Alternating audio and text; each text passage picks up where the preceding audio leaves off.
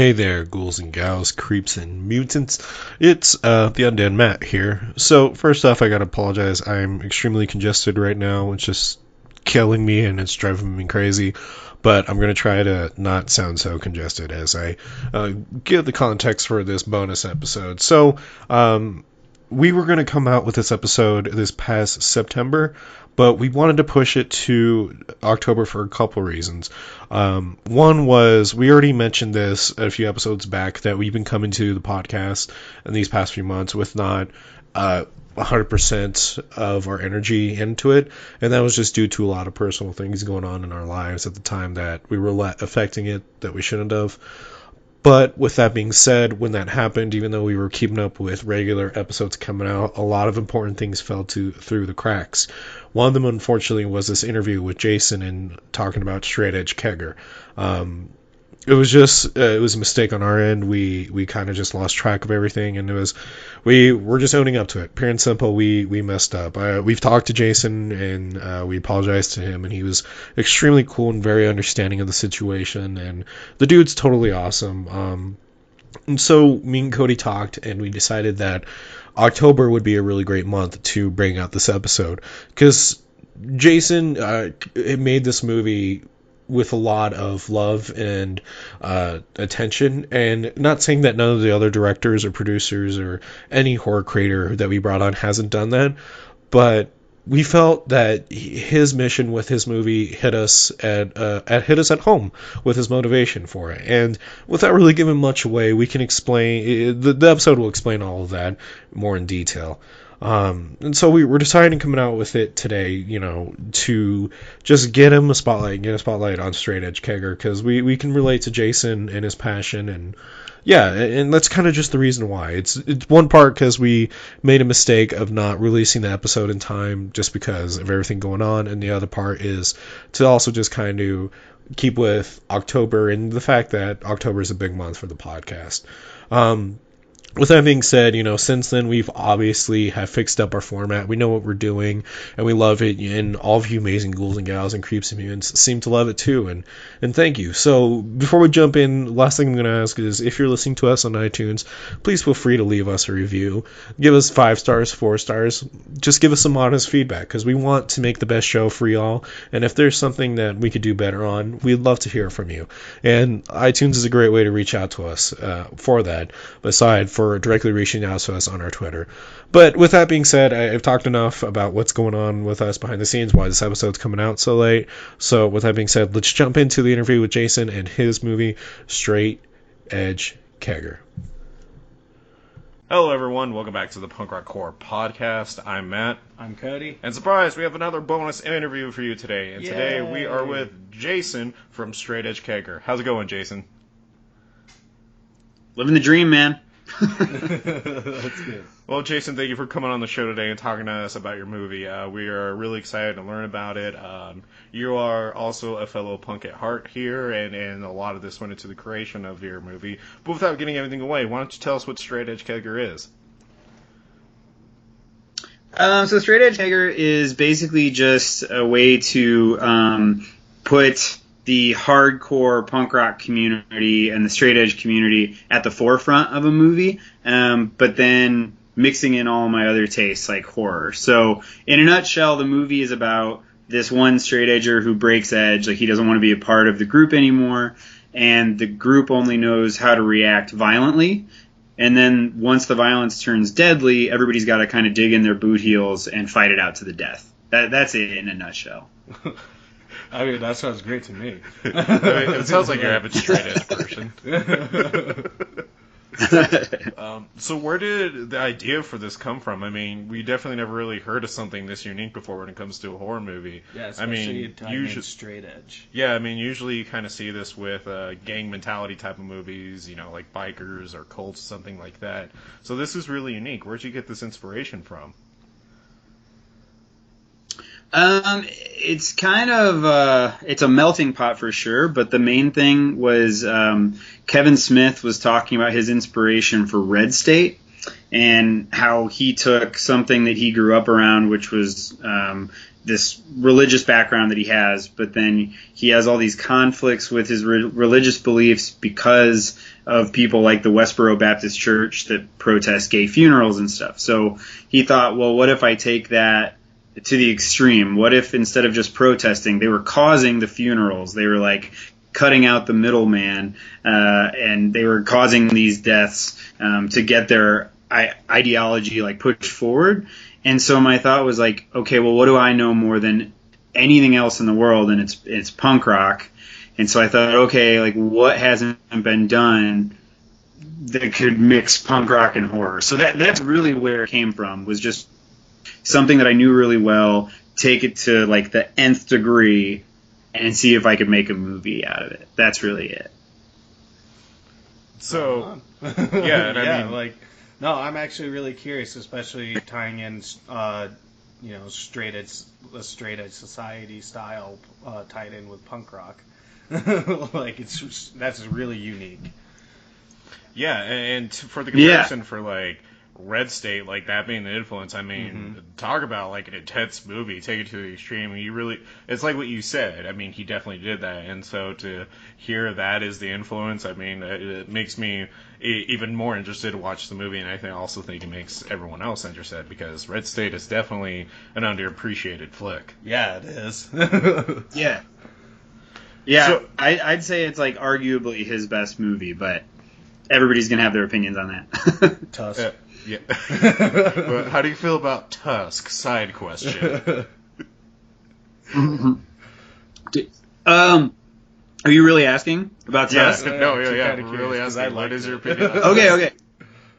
So I will say that I'm not the biggest fan of that movie. I think the ending's a little too corny and kind of what I saw coming. But I will say, like, a lot of people condemn him for his recent movies, and I still think like he should be applauded because he's still telling his own stories.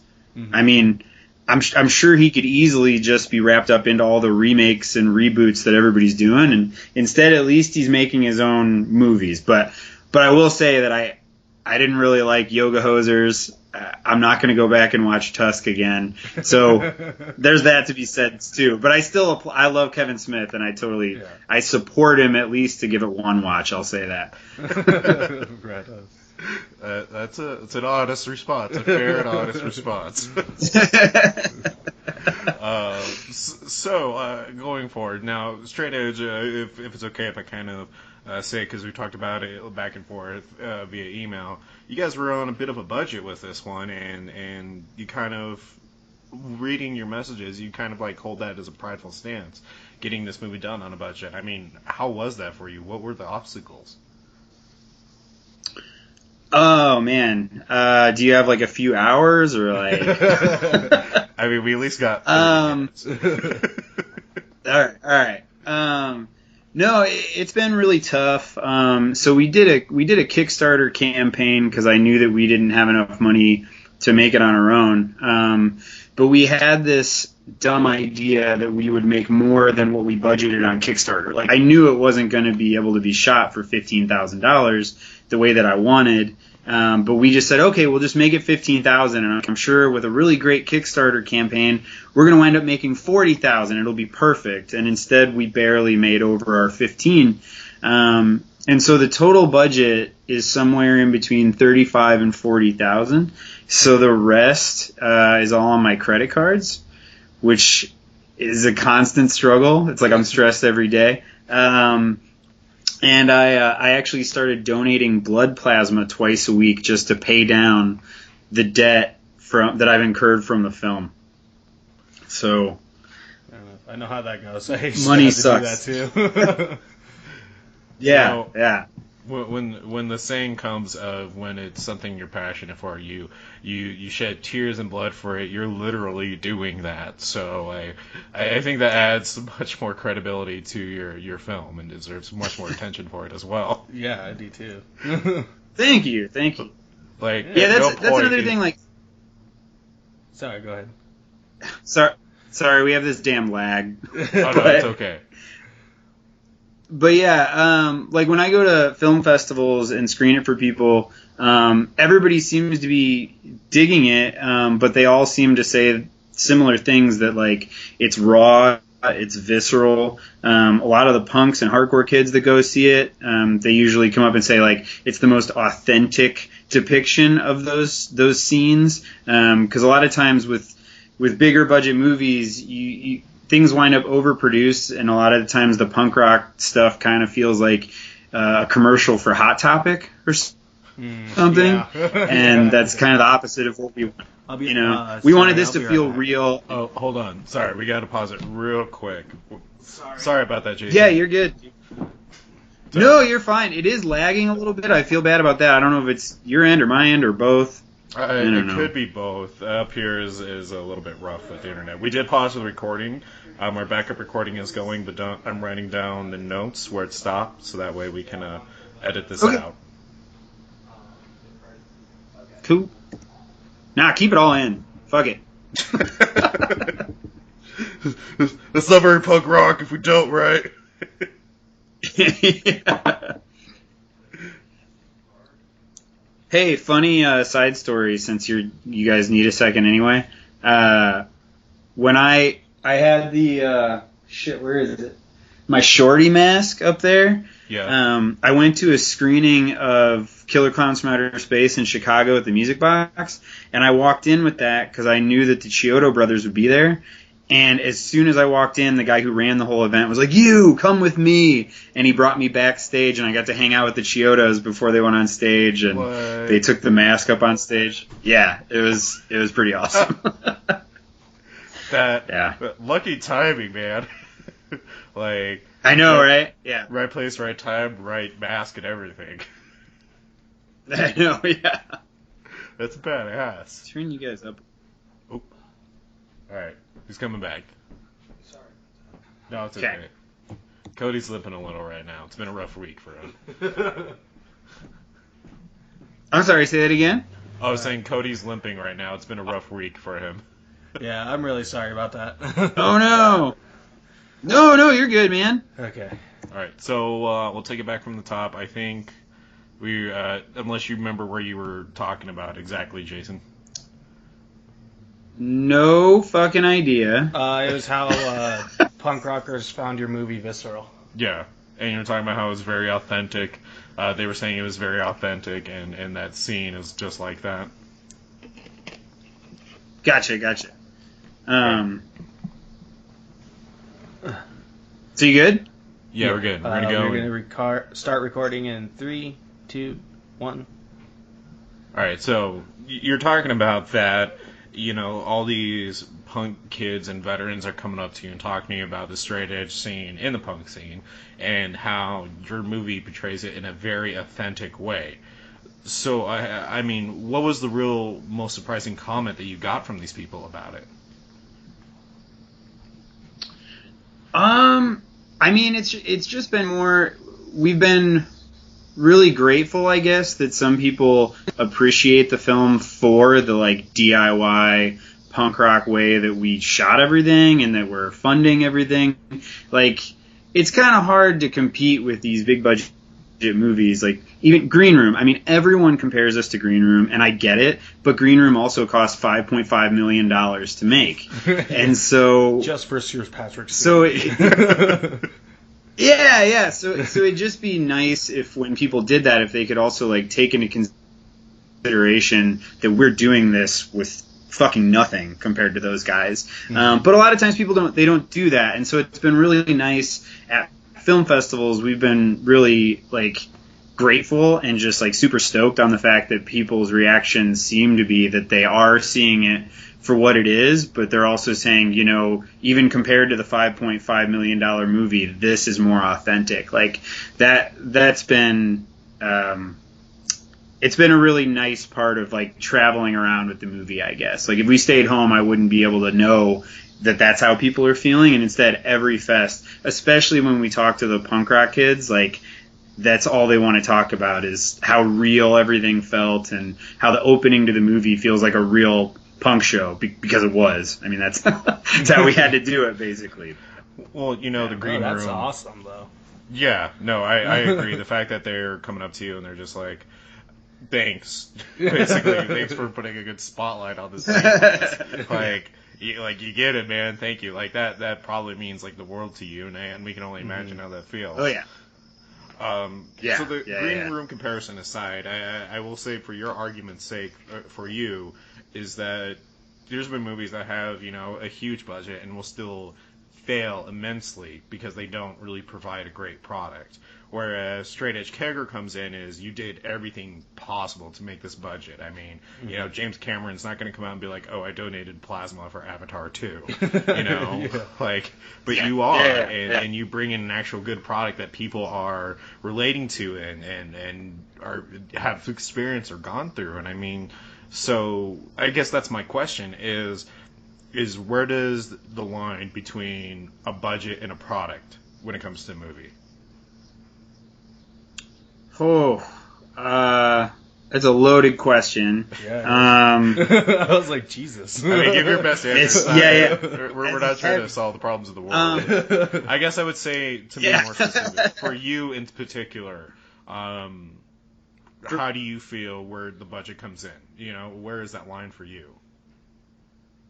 Well, I guess with this movie, the real answer is that the line just kept moving. It's like I cared enough about this movie and about this idea that once we started going, it was like, okay, I can stop spending money right now and sacrifice the end product, or I can say fuck it and I can keep going and I'll just be stressed about the money later.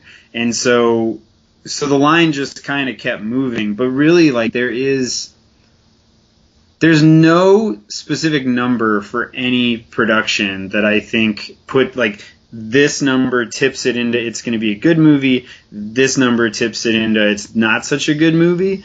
But it is kind of crazy when you do all this stuff, how the little things add up. Like, I wish that 100% of our budget was up on the screen, but, like, a lot of it is just treating people right, paying to make sure that they have good food to eat, paying so that they don't have to pay for their own gas. Like, that stuff really does add up when you're doing that for the majority of the people coming to shoot. And so that's a lot of what we spent. Like, if you looked at what actually winds up on the screen, it's probably more like 15 or 20K tops.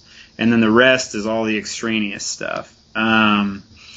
If I could shoot this movie how I wanted to shoot it, I think we probably need like $150,000. But that just wasn't possible. But it's even, $40,000 wasn't possible, which is why I'm now in debt. But it needed to happen, I think, and like the main thing that people don't think about, they'll watch a movie, get excited or not excited, or excited in the good or bad way, whatever it is. But they'll just watch it and they'll move on, and they don't realize like how long it takes to get one of these films done on no budget. So that's the other thing with the money. It's like in 11 days we probably spent the majority of the money, but then over time I had to just keep paying to have people come back and to keep feeding people and to rent lights again and more insurance and stuff. So it just it adds up over time. Man, that's a terrible answer. I'm sorry. No, actually, that's really cool because we don't get a whole lot of in-depth conversation about where it goes, like where the money goes for these movies and stuff. And it's actually really cool hearing that that most of it you actually don't even see where it goes. You're like, and to hear that you cared enough for like your people to keep helping them get gas and food and stuff. It's really awesome to hear. And to even add on to what Cody's saying is, on our episodes, our main episodes, we talk about supporting your indie creators. And so when we have someone like you come on talking about their film and talking about what it takes just to get this made and what you're going through, this really drives home the fact that, people need to support their indie creators. They need to support their indie horror directors, artists, so on and so forth. I mean, because you're not doing this to make money. You're doing this because it's a passion, and it really shows a Straight Edge. Yeah, and we're really excited to see it. Yeah, I've already watched a little bit of it myself. So, and what I've seen, I've loved it. I've absolutely loved it. Mm-hmm. Well, thank you. Yeah. So yeah, it's tough. Like what we Oh, sorry. Oh, no, you're totally okay. Go ahead. It was the lag. Yeah, you're good. Okay. Well, yeah, so what you said about, like, it's not about making money, it's about the passion. Like, all we want so badly is for somebody to see the movie and realize what we did for so little and then fund the next project. Like, that's all that I want. I don't really care. I'll donate blood plasma 2 times a week for the rest of my life.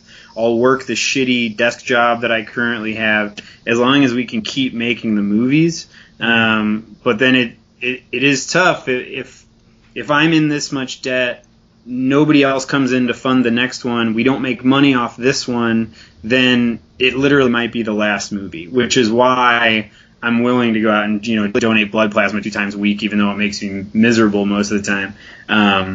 Because I just want to keep the dream alive. Like, I don't know what I'd do without making movies. Probably lose my mind. But it's nice that you guys tell people to support, especially the indies, because people really don't realize how close somebody may be to just throwing in the towel. And if you don't support your artist, like, you could be giving up on your future favorite movie, or whatever that thing is. It could be your favorite song or whatever. But people definitely need to support the indies. Speaking for myself, anyway. Yeah. Well, no, it's true. I mean, even Sam Raimi started out as an indie artist. His Evil Dead was just a passion project for a class project, and his career ballooned because of it. And so what you're saying is definitely hitting it right on the nail. Fact of the matter is, and it's the same thing with even underground bands. You got to support the things you like and go to their shows, go watch the movies, buy the movies, because you never know what Jason might make next. And which I don't know if you can actually answer this question. Is there anything in the rumor mill or in the working mill for a next project you maybe are working on, or? Yeah. So there's always stuff that's on the back burner, but I have a feature that I really, really want to shoot next. It's called House Rules. I don't want to go too far into it, but it would be a little bit. Everything I do is probably going to be tainted by horror because I'm a horror fan at heart. But we're okay. But this one, yeah, no, I know. We're definitely not the rom-com podcast. But this one would be a horror comedy. And the main thing is my dad thinks I'm a super funny guy because he's just wrong about everything. But he's like, man, you need to make a comedy. I think you would just do so good with that. And so I'm like, all right, I'll do a horror comedy. And my girlfriend and producer Shelby, she actually kind of came up with the shell idea, and then my old editor is writing it right now. I don't want to go into it, but it's a horror comedy mockumentary. It's like if you could mix like The Strangers with Behind the Mask: The Rise of Leslie Vernon. That's kind of what that is. So that's all I'll say about that. But the other thing is I have like 9 completed screenplays sitting on the shelf, so I'm always ready to go. It's just the money and the time. I mean, that's what holds you back. Yeah. Well, you definitely have a spot here on the Punk Rock Horror Podcast whenever you get to that point, and we'll promote those movies for you, because we definitely want to hear about them. After seeing Straight Edge Kegger and everything, we're just like, we got to get Jason back on here with his next project. Yeah, for sure. And also, you are a total horror nerd. I know our listeners can't see it because this is audio, but in your room right now, because we're over video, you have like all this horror memorabilia behind you. You got like multiple things from Killer Clowns from Outer Space. You have the cotton candy husk, and so I would definitely say I don't think rom-coms or maybe even over-the-top action Bruce Willis flicks are your future. So we will say that we're definitely excited for all your horror movies. Yeah. And I have so much stuff in here. Hold on, I don't know if you can. One of my favorite things in the entire world is actually just this coupling of Texas Chainsaw Massacre 2 with The Breakfast Club. Those posters. That's a good I don't know if you've ever seen that like weird Breakfast Club style Texas Chainsaw 2 poster, but I have stuff all over my room. It's been like this since I was a kid. live in this house now, and I basically just replicated my old room and kept adding more horror shit to it. I mean, that's the crossover we deserve, is Breakfast Club with Texas Chainsaw. Yeah. Kids go to detention, and the security guard just happens to be. And the security guard eats them. So, coming back to Straight Edge Kegger, what was... we've obviously talked about the budget, we've talked about the cons and, the hills that you've kind of had to overcome with that, but what do you feel like is your favorite part of doing this movie and filming this movie? Whether it was just a scene in general or, what have you. What was your favorite part? Oh, man. So, it's really easy after the fact to look back with, like, rose-colored glasses on. So at this point, to me, I think my favorite part is this, like, nostalgic feeling of community and, like, this group, because we filmed for 11 days. We filmed a little bit more than that with pickup shoots, but we filmed for 11 days all in the same house pretty much, with a couple traveling things, but really it was like just at my house, all graffitied up and full of film gear, and everybody just sleeping on the floors, on air mattresses and couches for 11 days. And it's just, in the moment, it was so stressful, and like you never had your own space or time. I didn't have my dog the whole 11 days, so I had to sacrifice my comfort, I guess.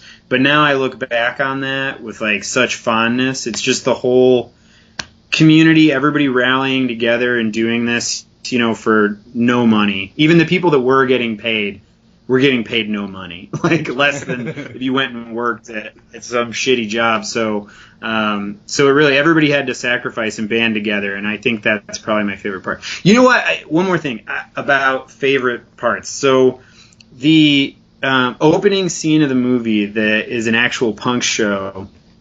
So we filmed that by having a free punk show at the Subterranean at this awesome club in Chicago, where I had seen a couple other hardcore bands. And so we rented it out. They were super nice to us, and we just packed it full of kids for a free show. And then we basically warned them ahead of time, we're going to be filming everything. If you're not into it, then you need to leave now, because you're going to be on camera. And we had 3 bands open up, and we filmed the majority of the crowd stuff during those bands so that the kids could just play and jump off the stage, go crazy, and we'd film them. And then our real band that was going to be in the opening of the movie, then they came and played, and then we had to get the footage of them with the crowd to kind of match it up. But that day was probably the most hectic and frustrating of my life, but also it was one of the best moments of my entire life. So that was great. Yeah. It was awesome. That was an actual band at the opening scene. I didn't realize that. I thought that was just a thing you guys just kind of put together last minute. That's really awesome. Yeah, that was the crux for me. I knew that if we're gonna do this, then we need to make it as authentic as we possibly could. And so the way for me to do that was just to replicate what I've seen at shows. And it's really cool. There are even tiny little bumps and bobbles with the camera in the crowd in that opening scene, and people won't probably ever think about it, but that's actually my crew being bumped into by the wild crowd. It's not that somebody tripped over their shoelace, it's that 30 kids just plowed into my camera crew, and we had to fight them back. And a lot of that stuff makes it into the opening to the movie, and I think that's really cool. Every time I watch it, I just start smiling because I can picture how crazy it was. That's a really dope. I know, right? So I'm just imagining the cameraman don't touch the camera, don't touch the camera. Bad. And it was in a water bottle. It was a wild time. It was a wild time. It was awesome. Yeah, I bet. So last 2 questions for you, and we'll wrap this up and get you out here. So we want to know what got you into horror, especially making horror movies. What was that light, that switch in your head that you knew you wanted to do this? Oh, shit. Well, what got me started were little things Are You Afraid of the Dark, Goosebumps. My mom would show me old Hitchcock movies, and my dad would show me Godzilla. Mechagodzilla, silly stuff like that. But that stuff just sort of, I just kept wanting like darker and darker, going from like Ernest Scared Stupid over to, watching Scream for the first time. And I think Scream probably has to be the main thing that really like flipped the script on me. The couple movies that made me want to be a filmmaker and then a horror filmmaker would probably be Clerks first, because it was the first movie where I saw that you could make one without celebrities. And so, even a lot of independent films, I would still recognize these actors or actresses, and I wouldn't feel empowered because I knew they were celebrities. And I'm like, well, I can't do that. But when I saw Clerks, I was like, wow, this guy just did this with his friends. I could do something like this. And then with the horror tying into it, it would be actually Evil Dead. Evil Dead is basically like it's the Clerks for horror fans, basically. And that movie definitely, that movie definitely helped to get me going and thinking about how I could actually do this stuff with my friends. And then when I started filming, it was actually just because we were, middle school, high school, we were filming with like high 8 cameras and then eventually digital 8. And we were just filming each other skate and like do jackass ripoffs, like jump into bushes off buildings and shit like that. But it taught me how to edit, and it taught me to some extent how to edit to music and then to like piece storylines together. So that's what got me into it. But the horror stuff, it's like it's snowballed upward. And once I fell in love with like big box VHS culture, I just never stopped.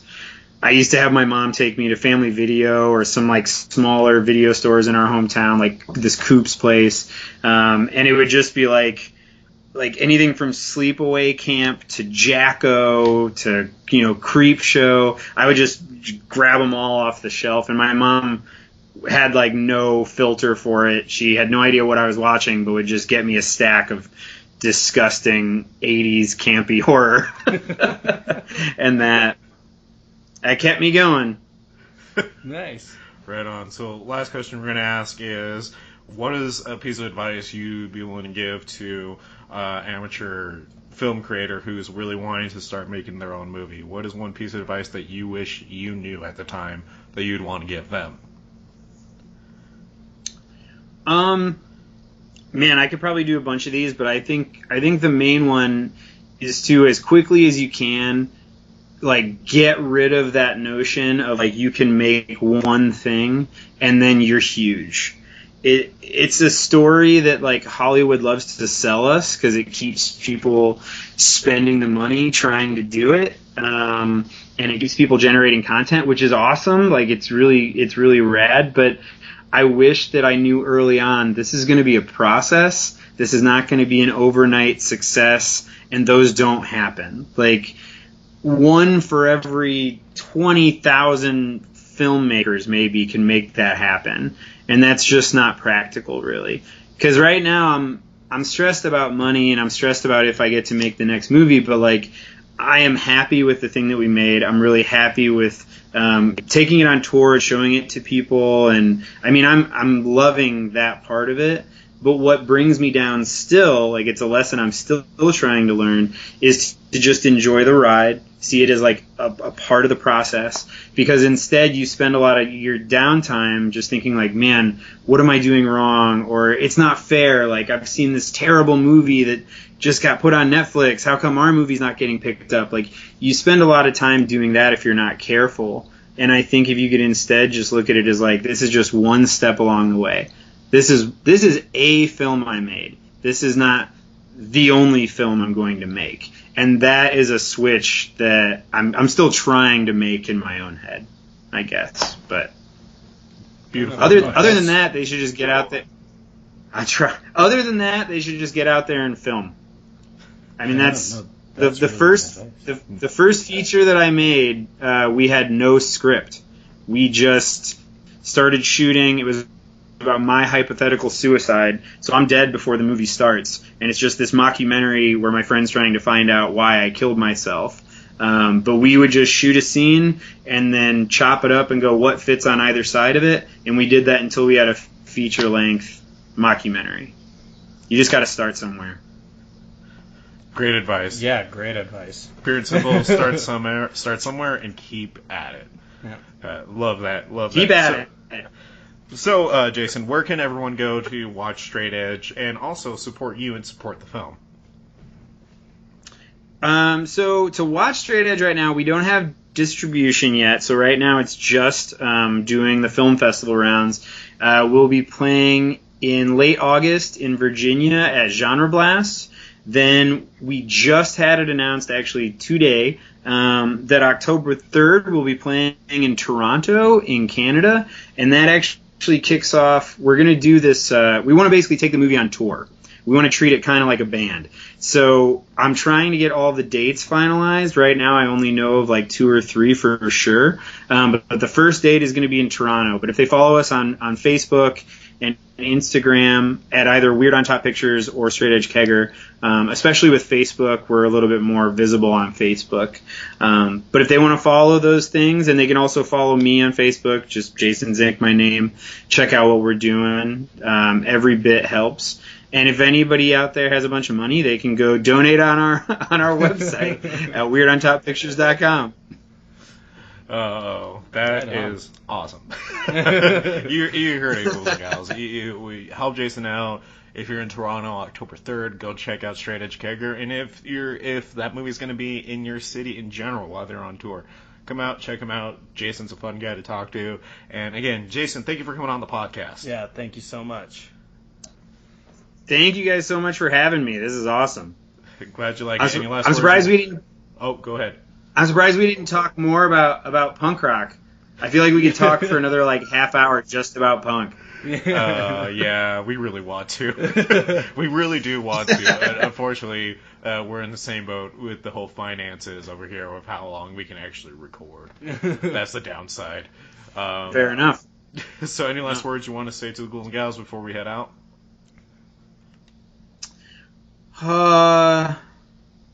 Be excellent to each other. There you go. All right. Perfect. All right. Thank you, Jason. Thank you guys so much. Thank you. All right. So was that was decent?